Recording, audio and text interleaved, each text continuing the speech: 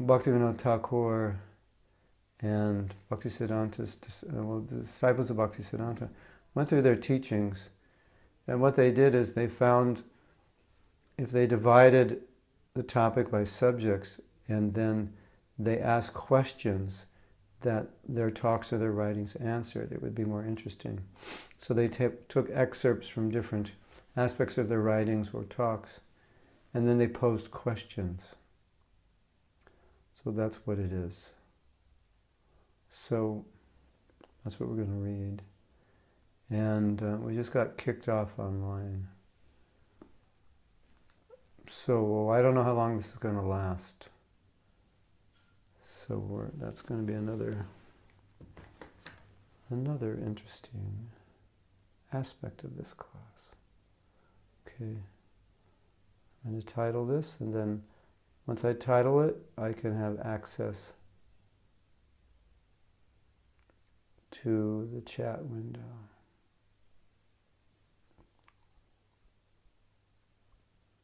Now I have access. Okay, so if you have anything to say or any questions to ask, you can do that. And then we're going to read.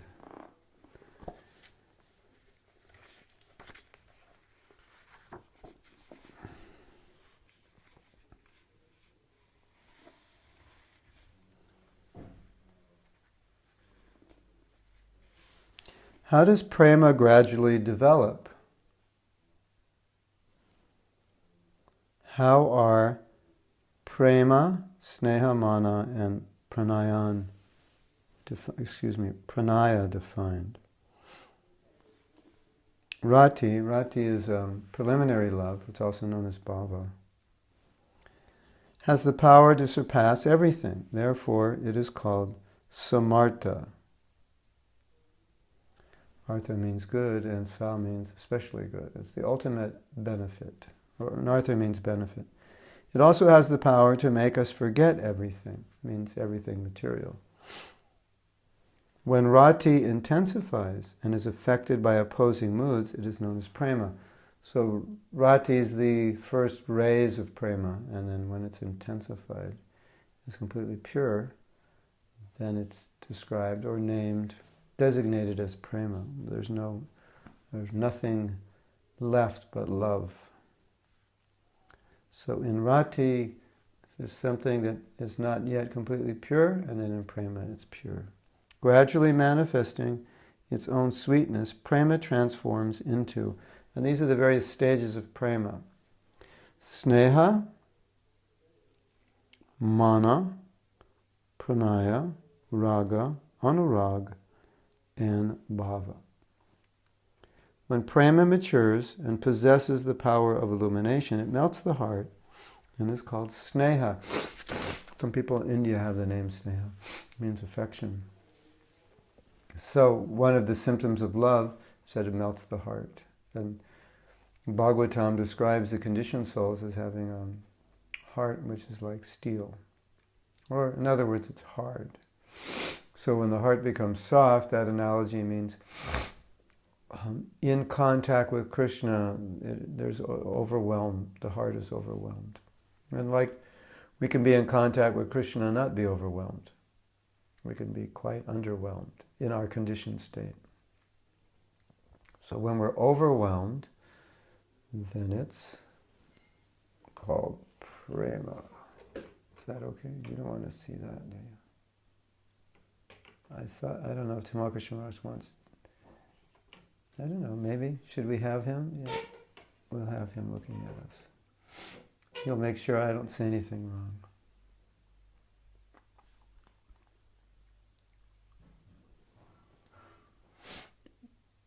Sneha is of two types, butter-like and honey-like. Sneha with intense affection is like butter. Sneha in the form of possessiveness is like honey. So one of the aspects of this affection is that you think Krishna is mine. It's like you have possessiveness. These are not artificial feelings, or devotees are being told you should think this way, but these are natural feelings that develop. Rati is also of two types. I belong to him and he is mine.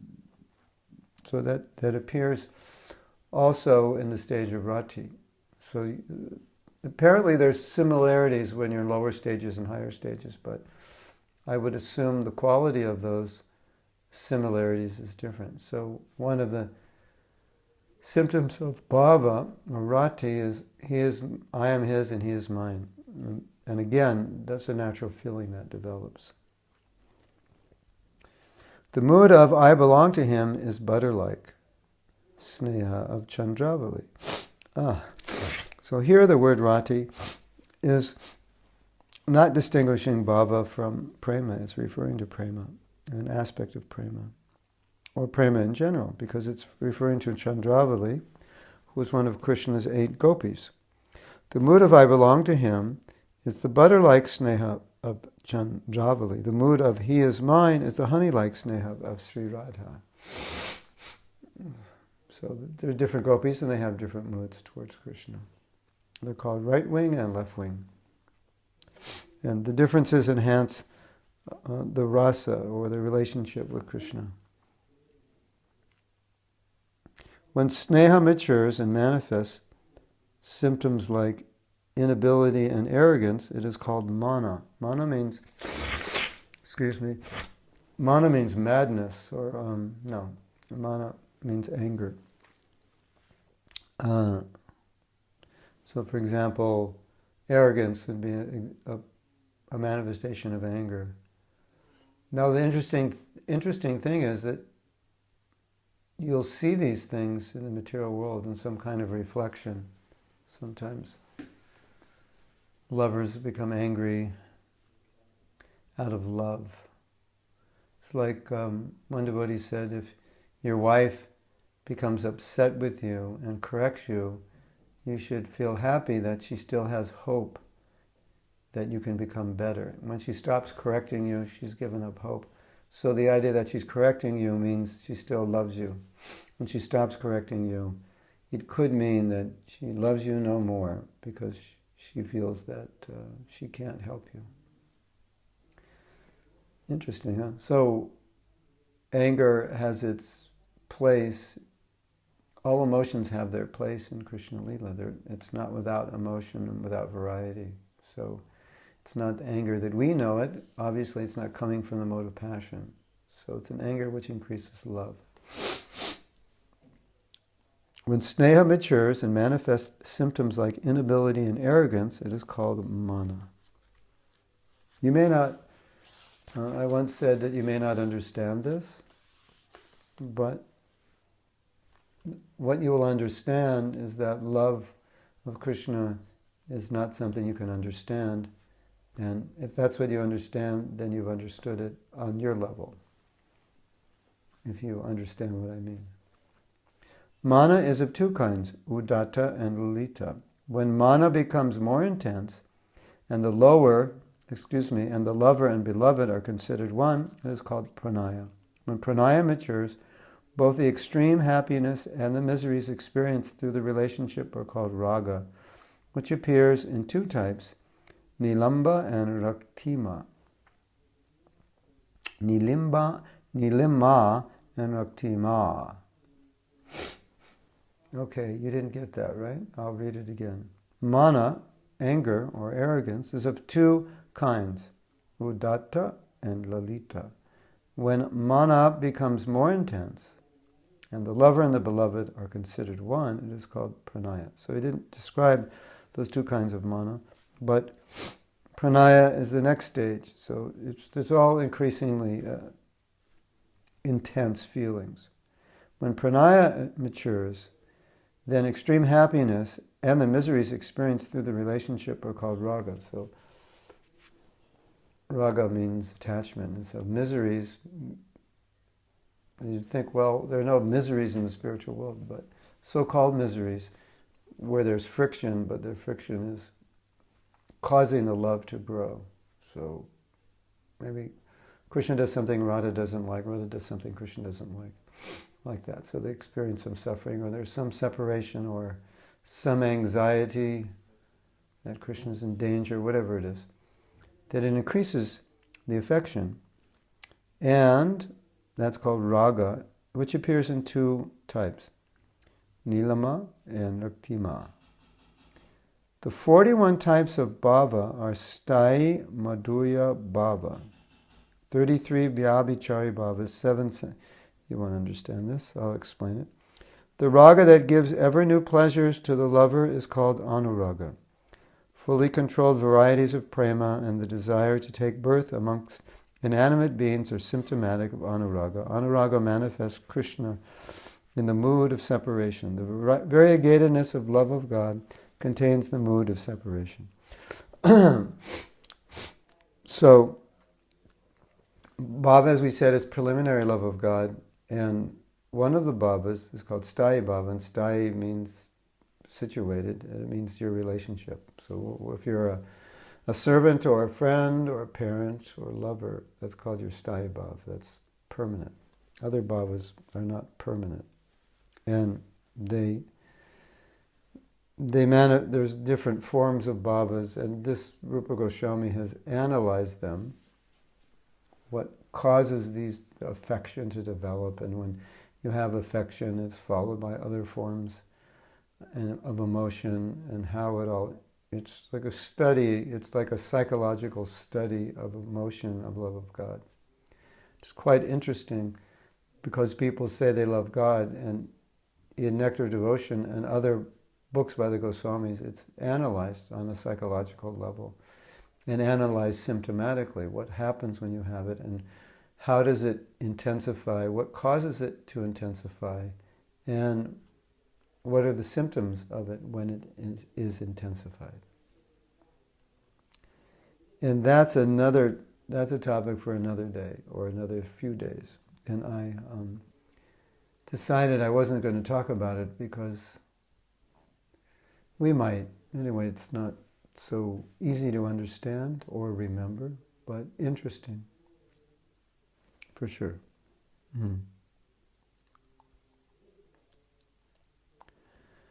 Priti is there's another topic. Priti is the personification of spiritual pastimes. It always gives unlimited pleasure to Krishna, who is eternally full of knowledge and bliss. Because of Priti's nature, Krishna enjoys the wonderful mellow of ecstatic love. Krishna's holy names are the manifestation of Krishna's all-attractive feature. His form as Shama Sundar is the embodiment of complete spiritual bliss and is full of nectarian love. Krishna, the lover of the gopis, is always complete with his unlimited auspicious qualities. He internally enjoys the mellows of transcendental pastimes. By meditating on the Lord's holy name, form, qualities, and pastimes, a living entity associates directly with his beloved Lord.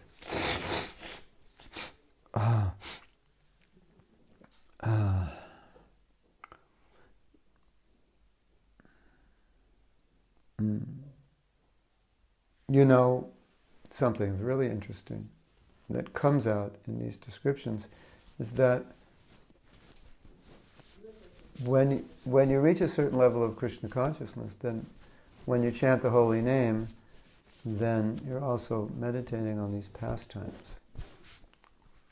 And the pastimes are there in the holy name, and you're relishing them, and you're experiencing this intense form of ecstasy, and happiness, and sometimes separation. It's all from chanting. Interesting, isn't it? You can see the pastimes because Krishna, wherever Krishna exists, then his pastimes exist. Correct? Or you can say, if there's pastimes, Krishna's there. So if Krishna's there, there's pastimes. It works both ways. And Krishna is there in his holy name, so the pastimes are there, inherent within the holy name, but we are not yet seeing those pastimes, but hopefully someday we will. And that will be a whole new experience of japa, won't it? It'll be like reading the Bhagavatam. And we'll realize the Bhagavatam and the holy name are the same because all the pastimes are in the holy name. Wouldn't that be amazing? Hare Krishna. I'm allergic. I'm in Italy and I'm allergic. We're up in the mountains and I'm allergic to something up here. What is the ultimate goal of life? According to the teachings of Sriman Mahaprabhu, love of God is the ultimate goal of life. Love of God is twofold. Love of God born from bhava and love of God born from mercy. Love of God born from bhava is divided into two, vaidhi and raganuga. Love of God born from mercy is rare, whereas love of God born from bhava is common. At the same time, what he's saying is that bhava is the path. We follow a path, the path that Prabhupada's given us of the process, and that should take us gradually, step by step, to the stage of bhava. And sometimes, and then prema, and then sometimes we say that prema, that you'll get by Krishna's mercy. You won't get it any other way. But Bhaktivinoda Thakur is saying sometimes you get all the way up the ladder to prema, all by mercy, without doing the standard formal practices. But that's rare. At the same time, mercy is involved even when you're doing the standard practices. So it's not that mercy isn't required or we're not getting it, but he's saying that sometimes it just happens entirely without the practice. It's just you're elevated by mercy alone. So, we can't do, Prabhupada said, you can't depend on that mercy alone. You have to endeavor, and usually you get mercy through your endeavor. Krishna reciprocates, ye yatamam prapadyante. As they surrender, I reward accordingly. So that's the general understanding. So mercy is always required. Everything in Krishna consciousness ultimately requires mercy for its success. But there are occasions where devotees achieve success without following the standard process, just due to the mercy of the devotee or Krishna. But Prabhupada said you can't depend on that, because if you try to depend on that and it doesn't come, then you won't achieve your goal. What is the difference between unalloyed love of God and love of God in awe and reverence? Love of God is divided into two classes, unalloyed love of God and love of God in awe and reverence. By cultivating Raganuga Bhakti, we awaken unalloyed love of God. Those practicing Vaidhi Bhakti attain love of God mixed with opulence. They obtain liberation, such as possessing the same opulence as the Lord. So, in Vrindavan, nobody knows who Krishna is. They think he's just a boy, a beautiful boy, very special boy, and they love him for who he is. Outside of Vrindavan, especially in Dwarka, and in Vaikuntha, they understand Krishna is Vishnu. So when you understand his godliness, then you will worship him reverentially. But in Braja, they don't know that he's God, so they love him more intensely as a friend or a lover or parent, or just they love serving him in the form of a servant. Not because he's Narayan or Vishnu, but because he's beautiful. And everything about him they love. So that's the two kinds of love. One is, and then Bhaktivinoda Thakur says, one is following the path of Raganuga. Raga means attachment, and Anu means following. So Raganuga means you're following the Brajvasis, you're following the kind of love they have. So if you're going that path, you're going the path to Vrindavan. If you're going the other path of awe and reverence, you're going to the path of Vaikuntha. So Lord Chaitanya, through the Goswamis, has given us the path to Vrindavan. So then the natural question is, in my stage now, where I'm doing Vaidhi Sadhana, can I think of Krishna like the Brajvasis? Yes and no. You understand the mood of the Brajvasis, you understand it's the goal. But in your practice, it's not like you're going to go up to the deity and say, you've been a bad boy, and tie him up or something. No. I mean, in an advanced stage, you might do that in your mind, but we're not trained to do that. So we worship the deities in awe and reverence. We understand the Godhead of Krishna, but at some point there will develop within our hearts a desire to serve Krishna in one of these four rasas, and then the desire to serve Krishna as one of his eternal associate serves him, and one of those four rasas will awaken. It'll become natural. You'll want to do it. You'll be enthralled by it. And that's how Krishna consciousness develops. In in our conditioned state, we get little inklings of attachment, more specifically towards service, or maybe you're attached to certain deities or certain shlokas or certain kinds of pakoras, whatever. So, and kirtan and certain kirtan leaders. So there's some attachment, but it's not steady, because if your favorite kirtan leader is not there, you might not be so attached to chanting, or your favorite pakora maker is not there, you may not get attached to the pakoras, or your favorite Bhagavatam speaker is not there, you may not get attached to hearing, you may not like it, because the full attachment isn't awakened. But there is a stage where we will reach where everything about Krishna is just addicting and attractive, and we start hankering or developing to serve Krishna in a particular way, and then it comes to the point where you become attracted to a particular associate, and you want to have the same kind of devotion they have. That's called raganuga. And you meditate on them.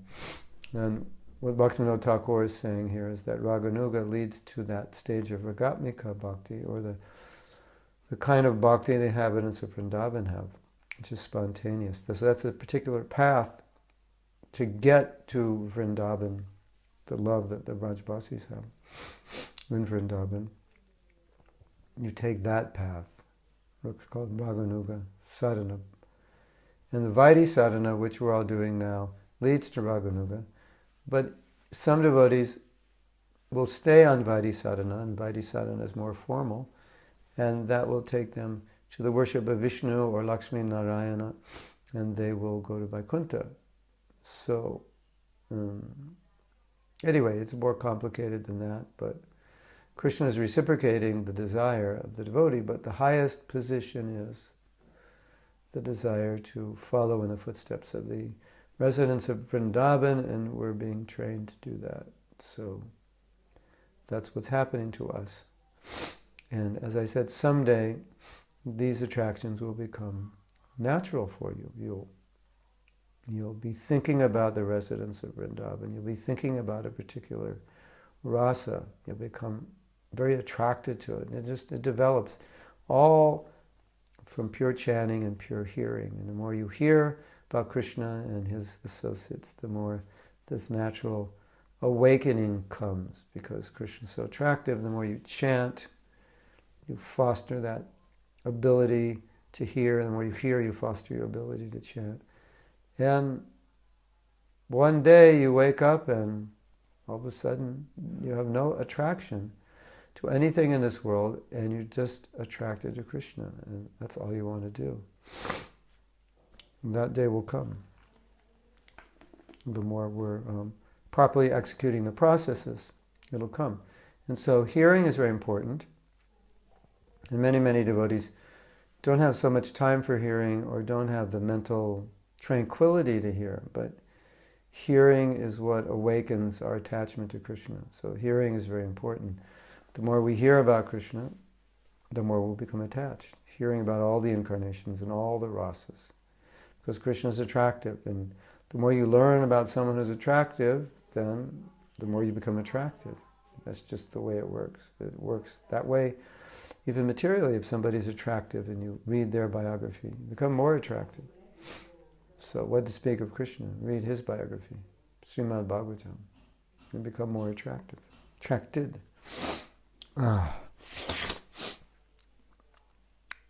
What are the symptoms and impediments of prema? Excuse me. When I get this allergy, it feels like insects crawling in my nose, basically. I know there aren't any in there. It just feels like it. So every once in a while I have to relieve my itching by touching my nose. The absence of satisfaction is a symptom of love of God. Now you would think that's not a symptom of love of God. You would think that's a symptom of material consciousness. It's also a symptom of spiritual consciousness. Love of God is the ultimate fruit of devotional service. Liberation and so forth are devotion's irrelevant fruits.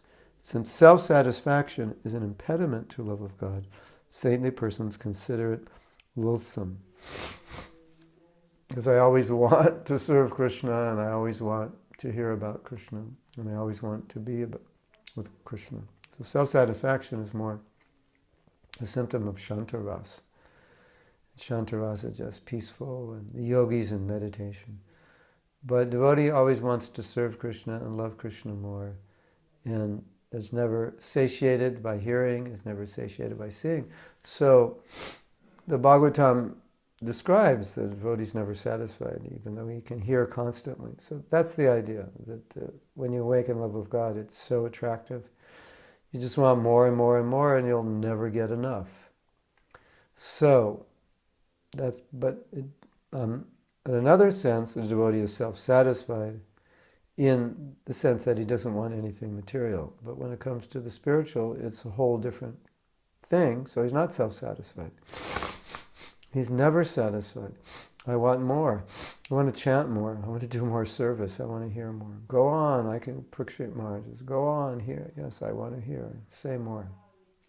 I won't sleep. I won't eat. I just want to hear.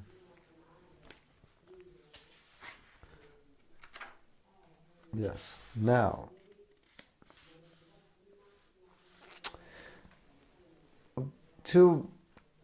about 2 months ago, I was here in Italy.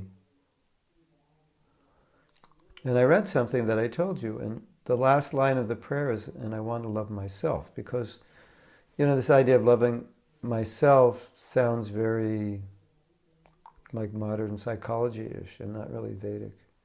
Then I found this, and I read it in this book, in the house I'm in now, 2 months ago, and I marked it, and I picked the book off the shelf, and I opened the book where I had marked it, and it was still marked to it. And now we're going to read it, and this is amazing. What is the prayer of one who loves Krishna? And so this is from a commentary by Bhaktivod Thakur on a book called Bhajanamritam. With my body, mind, and speech, may my love for the reddish lotus feet of Sri Chaitanya Mahaprabhu increase day by day. Let me have unflinching love for the Vaishnavas. So he's saying love for Mahaprabhu, love for the Vaishnavas. Let me have an ocean of the Lord's transcendental qualities. Let me have love for the Lord's qualities. Let me have love for the service of Krishna and the Vaishnavas. Let me have love for chanting. Let me have love for those persons who take shelter of the Lord. And let me also love myself, who am inclined toward Krishna, so that I may attain devotion to Him. You're all devotees, and we should love devotees, and because you're devotees, you should love yourself. So he says, and may I also love myself, who am inclined toward Krishna, so that I may attain devotion to Him. If I don't love myself, then I won't do my seva and sadhana, and then how will I love Krishna? Because if I love myself, I'll do my seva and sadhana. I'll take care of myself. That's the idea. Let me love myself enough that I will do what I have to love Krishna. And I was talking about that in the Japa workshop this weekend, how they go together, because Krishna wants me to love Him. And so if I serve and do my sadhana well, that makes Krishna happy, because that's awakening my love. And if I love myself, then I'll take time to do service and sadhana, because I will give myself what I need to develop love for Krishna. If I care enough about myself, I will care that I want to love Krishna, but I'll also care that Krishna wants me to love Him. So they're very intertwined, because the self and we're part of Krishna, so there's this connection where you're serving Krishna, you're serving yourself. If you're serving yourself, you're serving Krishna. That's the sense here. If you're taking care of yourself spiritually, you do that through service. If you love yourself, you will serve Krishna. That's the greatest, highest service you can do, and the greatest benefit. So if you love yourself, you love Krishna. Is that clear? Sometimes I said if you don't care if you become Krishna conscious or not, that means you're not really loving yourself. And a lot of devotees, or some devotees, come to this stage. Some are on this stage all the time. Some kind of oscillate the I don't care syndrome. And if you don't care, then if you don't care about anything, you don't do what you don't care about. And if you don't care about yourself, you may not take the trouble to try to chant without offense or do any of the processes of devotional service because you don't care about yourself. Oh, I'm worthy, I'm useless. I'm unworthy, I'm useless. Who cares about me? What if I go to hell? Who cares? I know I should do this, but I don't really care. When you say I don't really care, I think often it's you don't even care about yourself. I mean, do you care that Krishna cares about you? You should care at least that Krishna cares that you're not doing it. And then you should care that you're not doing it. So you should love yourself, because by loving yourself, then you'll do what is necessary to love Krishna. Right? So, yeah, maybe we can talk about this a little more because it's important. I think I've spoken about it in the past, but not everyone here has heard it, and Hannah is getting excited about it. She feels benefit from it, so I'll talk about it a little more. These are observations that I made that sometimes, like for example, when I do japa workshops, I ask devotees, what are some of the things you can do to improve your japa? And everybody knows a few things. If we're doing something wrong, if it's obviously wrong, we know, because the result is, the worst thing is apathy. Yeah, it's the same thing. But I'm kind of looking, where does the apathy manifest? Where does it come from? So when I don't care, then how will I chant well? Because I don't really care if I don't chant well. And even if I'm not Krishna conscious, I don't care that much. So we've all felt that. Some of us feel it more often than, but when I look at it, I'd like to say when I say I don't care, I think we do care. I think we all want to be Krishna conscious. But an aspect of not caring is I don't care about myself. Like, if I don't go back to Godhead, I don't care. So we're being unkind to ourselves. I think we could say we're unkind to ourselves if we don't make the effort to purify ourselves. To get love of Krishna, we're not being very kind to ourselves. And so that's the way I started seeing it. And then if you spin that around, and if you're kind to yourself, your japa will improve. You'll take the time and put out the energy to improve your japa. Why? Because you love yourself enough to do what you have to do to become Krishna conscious. Yeah, or maybe Hannah says we're afraid of how great we can be, or if it gets really bad, then you think, well, why would Krishna even care about me? Then you could think, well, why should I try to be Krishna conscious? Because he doesn't care anyway. Any kind of I don't care, or he doesn't care, or what does it matter, and I'm insignificant and I'm sinful, so why should I try? Any of that could destroy your sadhana.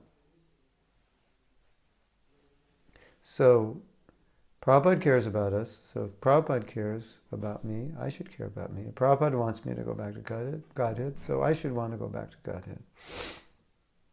That's my service to him. He cares about me. Maybe he cares about me more than I care about myself. But then I could think, well, that's an anartha on my part, that I don't care about myself. It's like, there's another way of looking at it. Let's say you ran away from home and you really upset your mother. And your life is not very good. Sometimes you're living on the street and you don't care.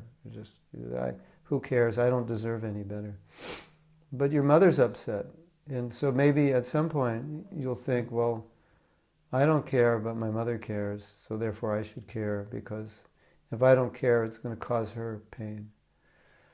So Krishna cares. Maybe I don't care, but Krishna cares. And if Krishna cares, then I should care, because he wants me to go back to Godhead. So I'm causing him pain by staying in the material world, because in the material world, what am I doing? Most of the time, I'm not able to serve Krishna, and he wants my love, and so much of the time I can't give it to him because I'm doing so many other things just to maintain myself. So that's the idea. If we know Krishna wants our love, then I should care enough about myself because he cares it. He wants it, so I should take care of myself. And if we think, well, I don't deserve his love, then we may not make the effort. Or as Hannah says, maybe we're afraid of becoming pure. What if I become pure, then people will think I'm pure, and that will make me uncomfortable. I mean, who knows? Who knows what we're thinking? That's kind of for all of us to investigate. But there may be reasons which are not so obvious for lack of trying hard enough to be Krishna conscious. But I just find it interesting. Bhaktivinoda Thakur says, let me also love myself, who am inclined toward Krishna, so that I may attain devotion to him. So it's not a selfish love, because the result of this kind of love is that Krishna is pleased. So a devotee wouldn't do anything that's not pleasing to Krishna. So we could say, in summation, why don't we say Krishna wants you to love yourself? Because by loving yourself, you'll do what you have to do to love him, to develop love for him. And that will please him. So loving yourself will please Krishna. Not loving yourself in the sense of indulging in material life and in sense gratification. Obviously that's not what it means. But indulging in Krishna consciousness. Making the effort to indulge, so to speak, in Krishna consciousness. The real indulgence. Is that all right? Anyone have any question on that? I mean, the point is, you should never feel guilty about taking time to go to the holy places, taking out time to hear and chant, taking out time to elevate yourself. You should never feel guilty about that. You should feel, no, that's priority. That's what I'm supposed to do. And when we talk about loving ourselves, then doing sadhana is the best way to love yourself. You give yourself Krishna. There's other ways. You can love your body, or you can clear out emotional impurities, and so you could love yourself by helping yourself emotionally. But of course, the most permanent benefit is Krishna consciousness. So that, therefore, would be the highest manifestation of self-love, doing what has the highest and most lasting benefit. So it doesn't mean you don't take care of yourself on other levels, but it means to understand that the highest form of self-love is to give yourself Krishna. And what's so great about it is Krishna wants you to give yourself him. He wants to come in your life. So that kind of selfishness is wanted. And we're reading just before how devotees aren't satisfied, and that seems also a contradiction. Loving myself seems a contradiction. Lack of self-satisfaction seems a contradiction. But when you take things to the spiritual level, everything changes. So you see, on the spiritual level, there's no selfishness. So when you talk about anger or lack of self-satisfaction or loving yourself and all these things, it's not tinged by the three modes of nature. It has its own nature. So once you understand that there's a transcendental realm which is not conditioned by the modes of nature, then you understand those words have different meanings when you're applying them transcendentally. So self-love has a different meaning that it might mean in the material world, because self-love materially obviously means what we would think of as some kind of indulgence, or even just basic care for yourself physically or psychologically, taking the time to nourish yourself, which even materially is necessary. And if we don't, it's a sign of some kind of abnormality. If I don't even take care of myself physically or emotionally, that's not good, and that would affect our Krishna consciousness. But on higher stages of Krishna consciousness, sometimes the devotee may even neglect himself. But he won't suffer as we might suffer when we neglect ourselves. He won't become crazy, or even if he becomes sick, he doesn't even get affected by it. It's just he doesn't want to do anything for himself. He just wants to do it for Krishna. That's a different stage. But I think you understand how, obviously materially you have to take care of yourself. And if we don't, it kind of, what I see is, if, let's say I have this tendency not to take care of myself. So if I don't do it on the material level, then I tend not to do it on the spiritual level. Whereas when I'm transcendental, I may neglect it on the material level as a symptom of my transcendence.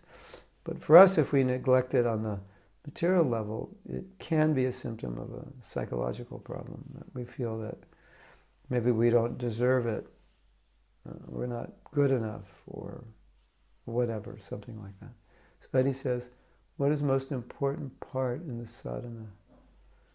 Most important, well, chanting, japa is the most important, but you have to do other things to support your japa, like being in the right environment, rising early, reading Srimad Bhagavatam, some kind of deity worship, which means going to arti, or having a deity, or just having a few pictures on your altar and offering some incense, and associating with devotees. So we have to do all these things. These are the 5 most important things. And visiting a holy dham, or going to a temple. These are the most important things.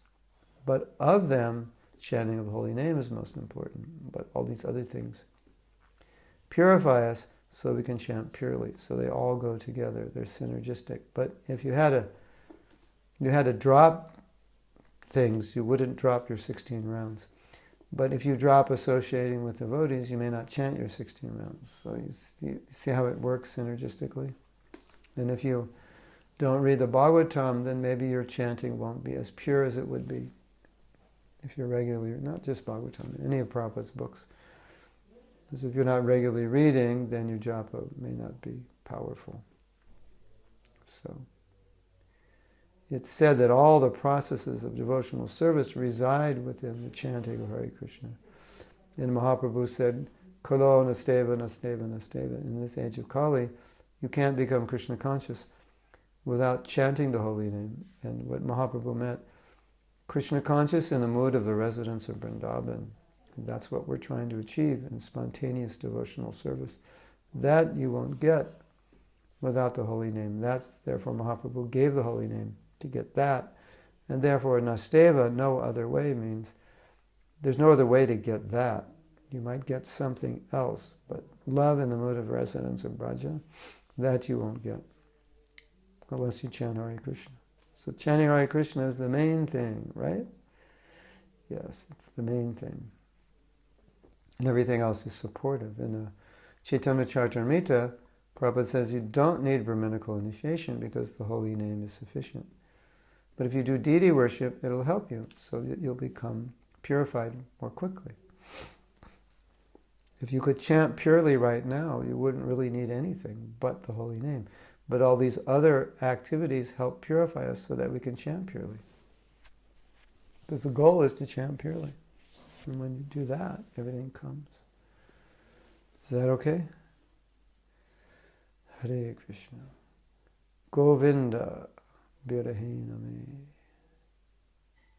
Yes, okay. Let's keep reading.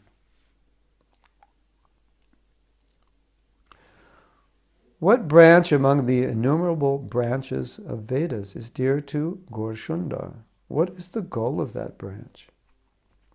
The Vedic literature has thousands of branches. Among them, only one is dear to the Lord. That branch is devotional service to Krishna.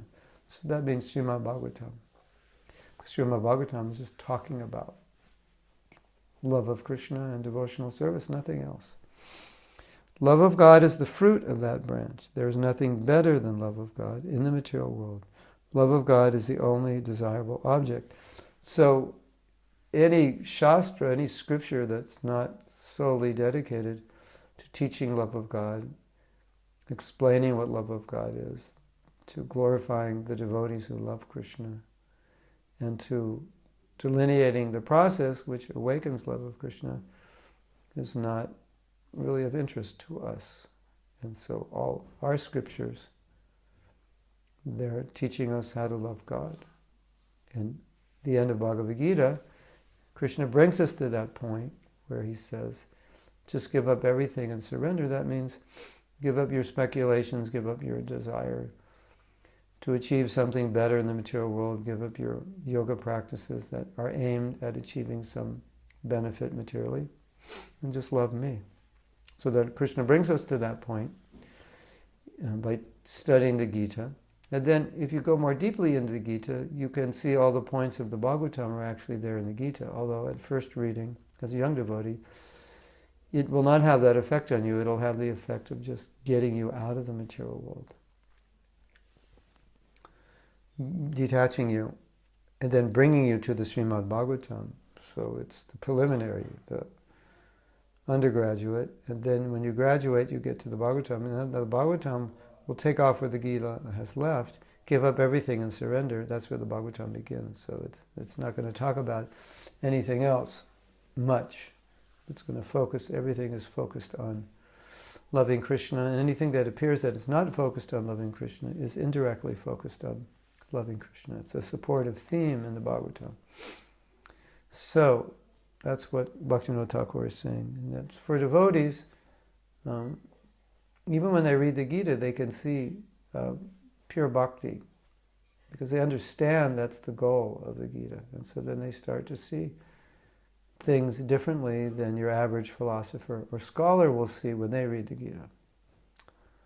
So the Gita can be a very deep bhakti scripture, as deep as Bhagavatam or any scripture for the devotees.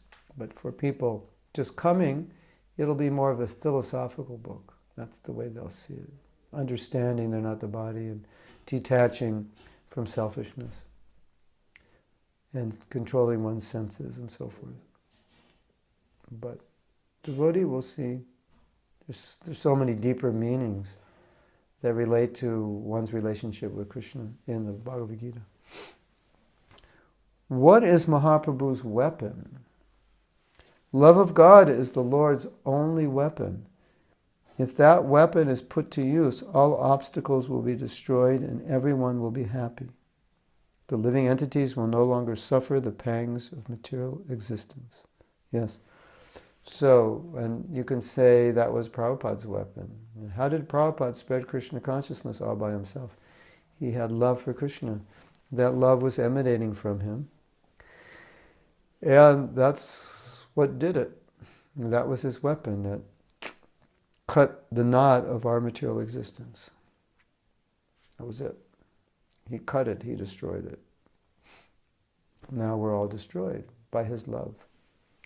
And if you want to help Prabhupada, then the more you love Krishna, or try to love Krishna, or get closer to loving Krishna, the more you will help other people with your love. Because we say the weapon, the word is weapon. Well, what are you blowing up, or what are you killing?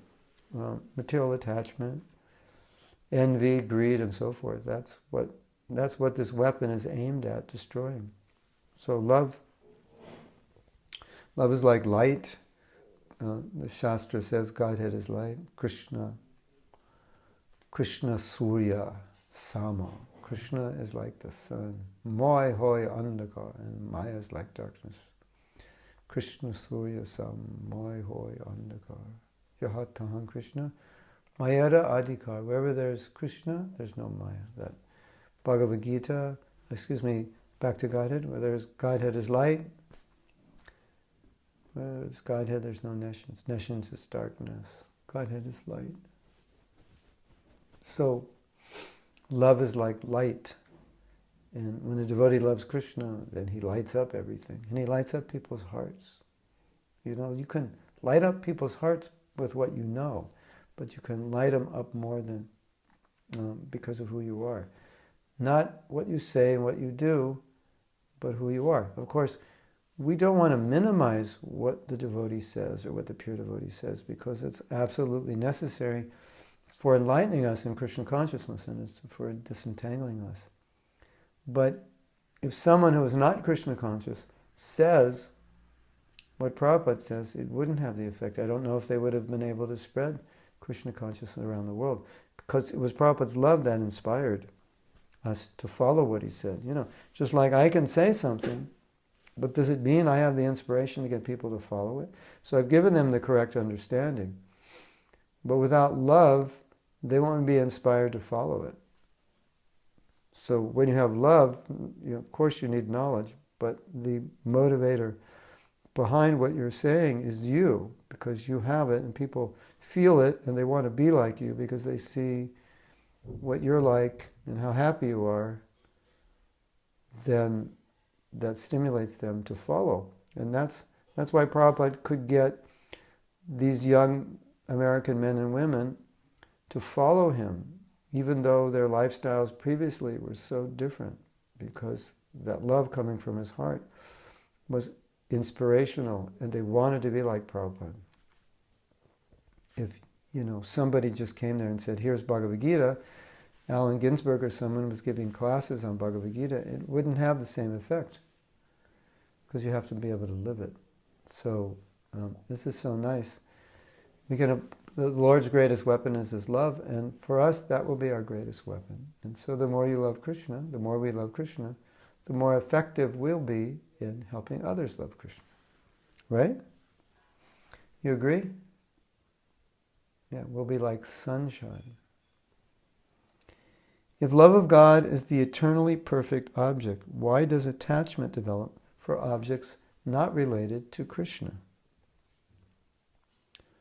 Just as a childless father does not develop affection for a child, an unmarried woman does not realize affection for a husband, a benefited person does not express gratitude to his benefactor due to ignorance.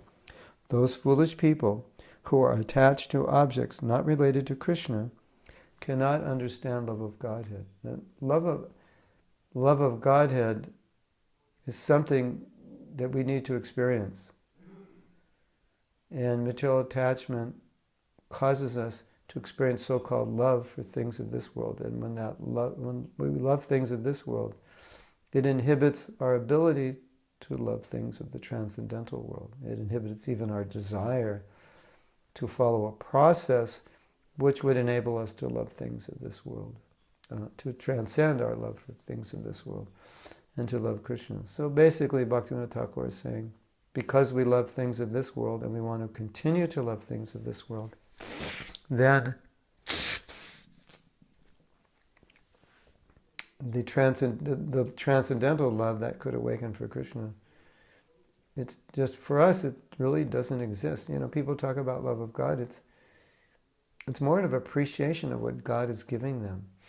It's not actually when we speak of love of Godhead, we're talking about a very evolved transcendental state, and it's full of emotion and full of affection, and its symptom is that it detaches us from everything in this world. And so when someone talks about loving God, and you can see that they're quite materially attached at the same time, they're using the word love in the sense of loving someone because they give you sense gratification. So I love God because God is generous, God is kind. Our God is a loving God, I pray to him. I had a material problem, he helped me. So, but we understand love is a verb, and so it comes in action. And then we also understand it comes in spiritual actions which are symptomatic of those who have love of Krishna. Even just doing without the love, even just doing those things is some sort of sign of progress. Like if you're hearing and you're chanting and you're discussing about Krishna and you're serving, well, that's what pure devotees do who love Krishna. So just by doing that, that's also a symptom that some love of Krishna, some drop, and you're getting it because you want to do these things. long before you're completely attracted to them. But as we were discussing earlier, when love of God awakens in your heart, this natural pouring of affection is so strong that you can't stop hearing and you can't stop chanting. That's just all you want to do. And you actually can't stop thinking of Krishna. It will be nonstop.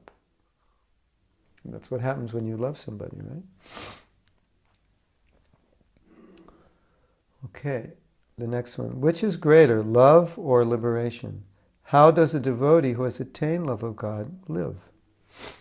There's nothing greater than love of God for a living entity. Liberation is temporary, and when compared to love of God, insignificant. Liberation means when you die, you don't take birth, but it doesn't mean you'll go back to Godhead. Generally, liberation means merging in Brahman, and which is described as a temporary place. So you lose your individual identity and you merge in Krishna's effulgence. But then you come back as soon as you have desire. In order to get there, you have to be free from desire. And if desire awakens in your heart, then you come back down. So it's temporary. Among the many irrelevant fruits of love of Godhead, liberation is only one. So that's a fruit of love of Godhead, but it's liberation in service. But he says irrelevant. It's irrelevant because devotee doesn't want it. We don't serve Krishna. At least on the higher stage of Krishna consciousness, you don't serve Krishna because you want liberation. You serve Krishna because you love him. But Krishna gives you liberation as a byproduct. But liberation means to his planet, not in Brahman. But at that point, for you, you realize Krishna. You're with Krishna in everything you do.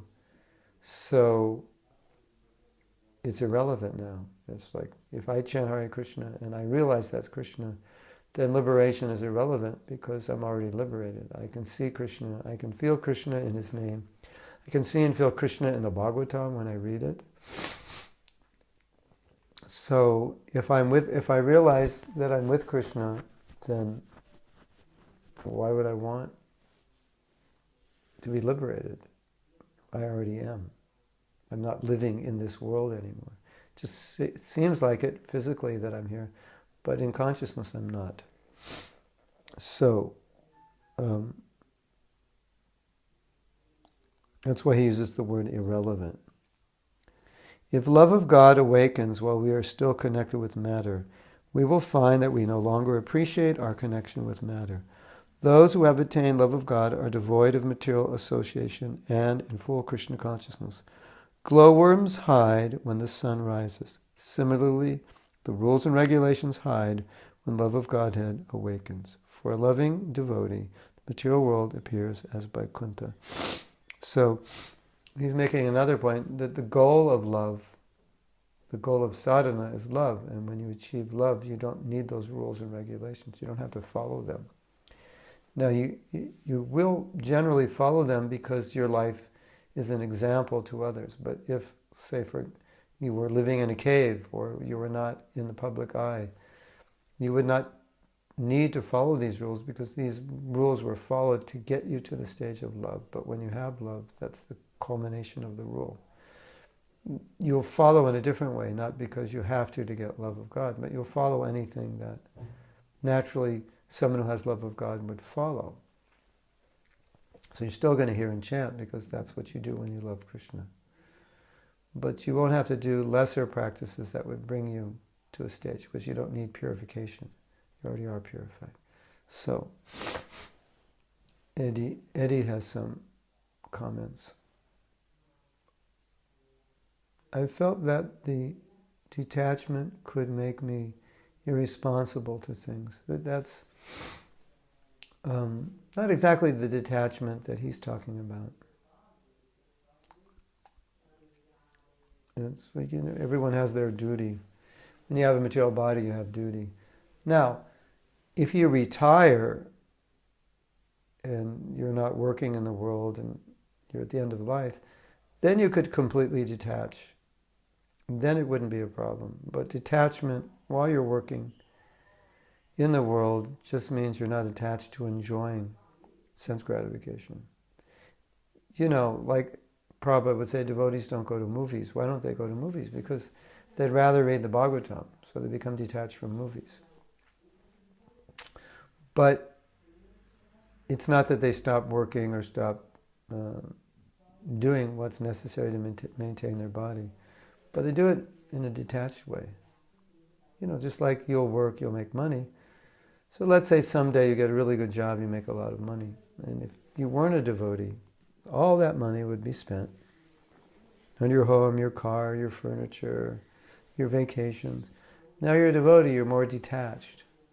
So number one, you're not going to be necessarily attached to finding the job that makes the most money, as you would if you're not a devotee. And even if you find that job and get that job circumstantially, you wouldn't spend all your money the same way you did before you're a devotee. So you're detached, but you're still working, you're still studying. But why are you doing it? That's the point. It's different now. So that's the detachment. You understand? It's like your whole consciousness is different. So you're there at work, you're there at school, you're married, you have kids, but now you're thinking, these kids, they have to become devotees. You're not thinking, oh, my kid's going to be a doctor and then, he'll support me in my old age and he'll be famous. Maybe part of that is there, my kid will be well off and can support me. It's not wrong to think that way. But you're realizing these children of mine, my duty is to make them Krishna conscious, pure devotees. That's the prime duty. So in that sense, it's a detachment from the normal desire of parents to want their kids to do certain things, to give the parents gratification. It's very gratifying if my son or daughter becomes a doctor. I become very proud. I can let everybody know. Right? So it's not your action, it's your attitude. So detached attitude. I'm in the world, I have a duty, I do it for Krishna, whatever the result is. I'll live with that. I'll be satisfied with that. That's detachment. Does that make sense? You think of detachment as an attitude. And how it manifests externally will vary according to the person and the situation. So what's, detached for one who is older and ready to go back to Godhead will look different than from one who's younger. Because one who's younger, they're developing their life. They're going into the workplace, they're getting a home, they're getting married. So the detachment is, we're buying this home, but this is Krishna's home and we'll use it only for him. That's the detachment. These are Krishna's children. We will raise them for Krishna. This is my wife. She belongs to Krishna. She's not my servant. She's Krishna's servant. That's how we'll see it. That's the detachment. So you might say, well, if you're really detached, why have a wife and home? Okay. But not everyone's really that detached. But at least we can be detached enough that this is Krishna's home. This is Krishna's wife. This is Krishna's car. This is Krishna's money. I'll use them for him. Okay? I think that's clear, isn't it? And Nahana says, will devotees come to preach to us if we are in the Brahman, so we can go back to Krishna? Devotees don't go to Brahman. They hate it. Don't go there. It's not a good idea.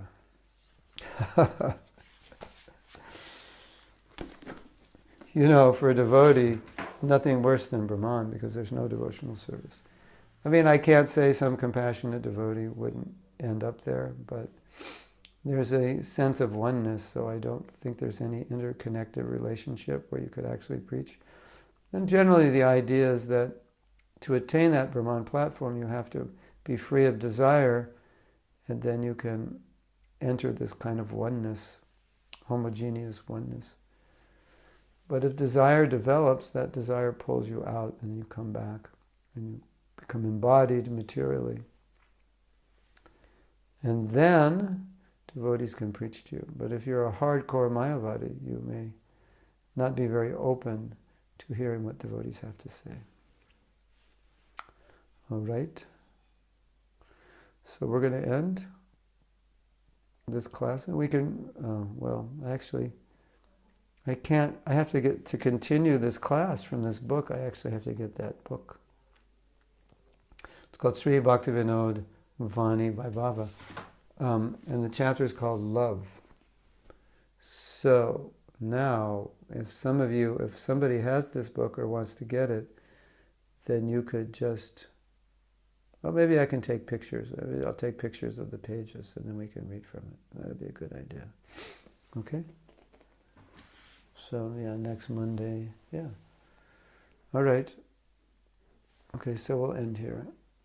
And we will see you. I'm not sure what my schedule is this weekend. So I'll have to see if I have time, but time is different now in Europe, so I may not have time. Okay. Thank you very much, yeah.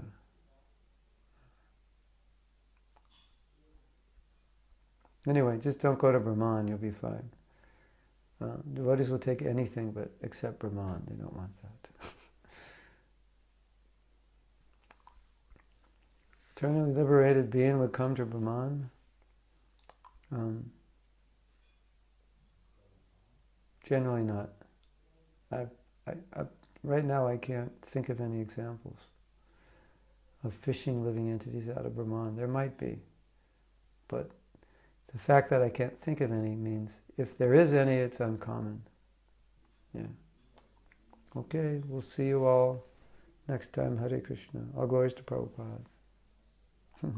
Hana's not going to Brahman. Good. Nobody should go. Go to Braj. Go to Vrindavan. Hare Krishna.